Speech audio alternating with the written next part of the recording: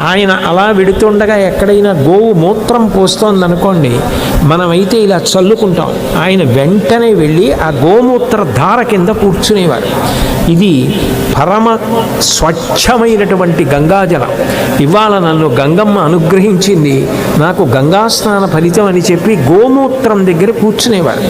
శ్రీశైలంలో కామకోటి వారి మఠం ఉంది. సముద్రాల కృష్ణమూర్తి గారని ఆయన మహాస్వామి వారి అనుగ్రహంతో అద్భుతంగా మఠ ప్రాంగణాన్ని తీర్చిదిద్దారు మహానుభావుడు.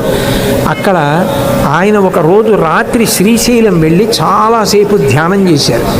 ఇక పడుకోవలసి వస్తే ఎక్కడ పడుకుంటారు అని అడిగారు. ఆయన అంతా తిరిగి ఆవుల మధ్యలోకి వెళ్ళి పడుకున్నారు. గోశాల అంటే ఆయనకి అంత ప్రాణం, గోవు అంటే అంత ఇష్టం. గోవు కనపడితే ప్రదక్షిణం చేయకుండా ఉండేవారు కాదు.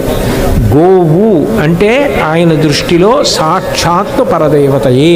తరచుగా ఒక మాట చెప్తూ ఉండేవారు, అశ్వపూజ పశుపూజ, గజపూజ పశుపూజ, గోపూజ పశుపూజ కాదు, గోపూజ పరదేవతా పూజ.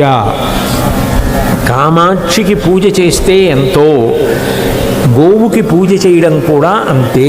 కామాక్షికి స్వయంగా మహానైవేద్యం పెట్టలేనటువంటి వారు ఈ గోవుకి గ్రాసాన్ని పెట్టిన కారణం చేత అదే ఫలితాన్ని పొందుతారు అని చెప్పేవారు. గో సంరక్షణం అంటే ఆయనకి అంత ప్రీతిపాత్రమైనటువంటి విషయం. అందుకే అటువంటి మహానుభావుడు, అటువంటి జగద్గురు ఆయన పాదచారి అయి వెళ్ళిపోతుండేవారు.